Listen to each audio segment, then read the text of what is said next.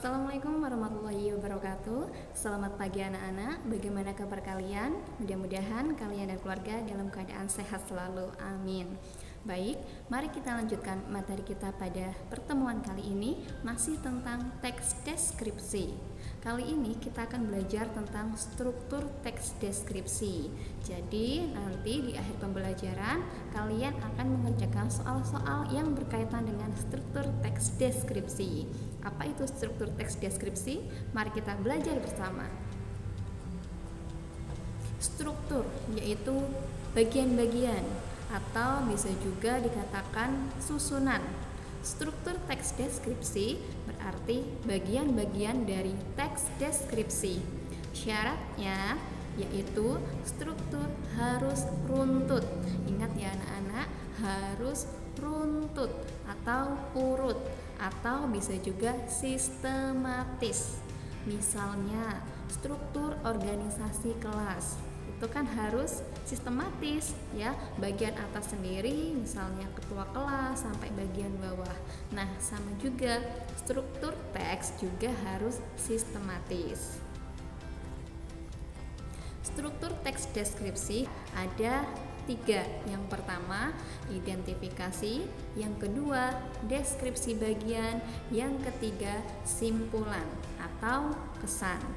Nah, Ibu akan menjelaskan terlebih dahulu. Jadi, struktur teks deskripsi itu merupakan bagian-bagian dari teks deskripsi.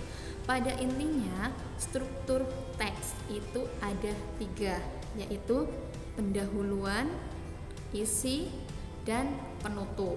Nah, hanya dalam tiap teks istilahnya itu berbeda. Nah, dalam teks deskripsi pendahuluannya itu dinamakan identifikasi, isinya dinamakan deskripsi bagian, dan penutupnya dinamakan simpulan atau kesan.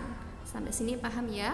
Mari kita bahas bersama apa itu identifikasi, apa itu deskripsi bagian, dan apa itu simpulan atau kesan dalam teks deskripsi. Identifikasi atau bisa juga kita sebut dengan gambaran umum, biasanya berisi nama objek yang dideskripsikan, lokasinya, sejarah lahirnya, atau makna namanya, dan pernyataan umum tentang objek. Misalnya, kemarin kita sudah membahas teks Parangtritis nan Indah. Paragraf pertama itu membahas tentang lokasi pantai Parangtritis.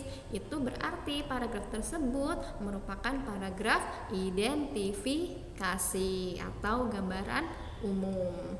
Kemudian deskripsi bagian letaknya setelah identifikasi, berisi perincian bagian objek tetapi diperinci berdasarkan tanggapan subjektif penulis ya. Misalnya kemarin kita membahas tentang Parangtritis nan Indah. Nah, di situ ada penggambaran mengenai pemandangan di sore hari ya. Jadi deskripsi bagian ini letaknya di tengah-tengah ya, antara identifikasi dan simpulan atau kesan. Dalam deskripsi bagian ini berdasarkan tanggapan subjektif penulis. Maksudnya ketika kita menulis teks deskripsi, misalnya objeknya adalah pantai Parangtritis, setiap orang pasti akan mendeskripsikan secara berbeda berdasarkan pendapatnya masing-masing ya. Itu yang dimaksud berdasarkan tanggapan subjektif penulis, jadi bergantung penulisnya. Kemudian struktur yang ketiga yaitu simpulan atau kesan, berisi simpulan atau kesan penulis terhadap objek, jadi letaknya paling akhir dalam teks deskripsi. Nah, agar kalian lebih memahami materi, mari kita latihan bersama-sama untuk menentukan struktur teks. Di sini Ibu sudah menyiapkan teks berjudul Pantai Suwu. Pantai Suwu, tempat wisata yang menakjubkan. Pantai ini berlokasi di Desa Suwuk, Kecamatan Puring, Kabupaten Kebumen, Jawa Tengah. Gapura selamat datang dengan cat orange-nya selalu menyambut ramah kunjunganku ke pantai ini. Pohon-pohon kelapa sawit berjajar sepanjang jalan menemani langkah kakiku menapak hamparan pasir putih berkilauan. Nah, sudah jelas karena ini menyebut tentang lokasi ya, atau lebih mudahnya karena ini sebuah teks utuh, paling awal itu pasti pendahuluan. Tadi apa kalau pendahuluan dalam teks deskripsi? Yaitu identifikasi ya, identifikasi. Lanjut, birunya air laut dan perahu-perahu nelayan bagaikan komposisi yang membentuk noktah-noktah kecil di batas cakrawala. Ombak putih berbuih, bergulung-gulung menjadi lambang kesucian alam yang harus tetap dijaga. Di sebelah barat terdapat batu-batu besar yang disusun memanjang menuju bibir pantai sebagai wahana bagi para pengunjung yang ingin memancing. Yang menarik adalah pemandangan pegunungan kapur yang memanjang dari utara sampai selatan dan pegunungan itu berakhir di pantai. Nah, jelas setelah identifikasi ini sudah mendeskripsikan bagian-bagiannya, berarti ini merupakan struktur deskripsi bagian. Kita lanjut. Bagi para pengunjung yang ingin berlayar menuju ke pegunungan tersebut dapat menyewa perahu-perahu yang telah disediakan. Sepasang pemuda-pemudi terlihat sedang berlayar mengarahkan perahu ke pegunungan tersebut, menudingkan jari ke atas ke arah matahari yang terbenam di antara awan berwarna emas, ungu, dan merah terang yang menandakan hari telah sore. Warung-warung bambu dengan jajanan khas mereka berjajar di tepi pantai siap menggoda perut-perut yang sedang lapar. Nah, ini merupakan paragraf atau struktur deskripsi bagian karena masih menjelaskan bagian-bagiannya. Berkunjung ke Pantai Suwuk menjadi tidak sempurna jika tidak menyempatkan untuk mampir sekedar menikmati makanan khas di pantai ini. Minuman segar kelapa muda menghapus rasa haus. Para pengunjung seperti disuguhkan jamuan sembari menikmati lukisan alam yang menakjubkan. Nah, kemudian ada paragraf terakhir, keberadaan Pantai Suwuk yang indah memang belum begitu populer seperti tempat wisata pantai yang sudah ada selama ini. Pantai Suwuk ini masih perlu dipromosikan supaya banyak wisatawan yang berkunjung. Ini merupakan struktur simpulan atau kesan.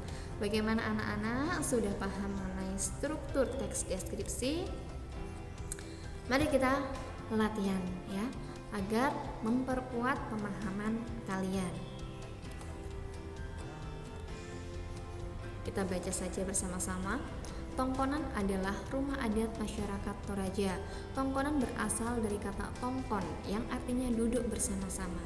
Suku Toraja yang memiliki rumah adat ini pegunungan yang berbatasan dengan Kabupaten Enrekang, Sulawesi Selatan. Rumah adat ini merupakan salah satu ikon suku Toraja selain upacara pemakamannya. Toraja termasyhur oleh karena rumah adatnya yang unik dan cantik ini. Oleh karena arsitekturnya yang menarik, Tongkonan kemudian dinobatkan sebagai rumah adat Toraja. Tongkonan berada di antara pohon-pohon bambu di puncak bukit. Tongkonan terletak sekitar 12 km ke arah utara dari Rantai Pau. Memasuki Rantai Pau akan kita temui tongkonan berjajar rapi dan indah, seakan menyambut dengan ramah setiap pengunjung yang datang.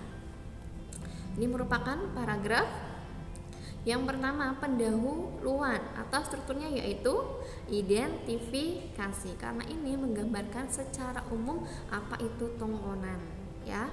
Yang kedua, rumah adat yang satu ini terbuat dari kayu. Ini sudah jelas menjelaskan bagian-bagiannya. Berarti ini merupakan paragraf deskripsi bagian. Selanjutnya, sungguh kaya warisan budaya Indonesia. Kita bangga memiliki warisan budaya dengan nilai artistik yang tinggi dan unik. Rumah adat Tongkonan warisan budaya yang perlu kita jaga. Ya, karena ini paragraf terakhir dan isinya pun tentang simpulan atau kesan penulis terhadap objek yang dideskripsikan yaitu rumah Tongkonan, maka ini merupakan struktur simpulan atau kesan. Nah, bagaimana anak-anak? Sudah paham tentang materi struktur teks deskripsi?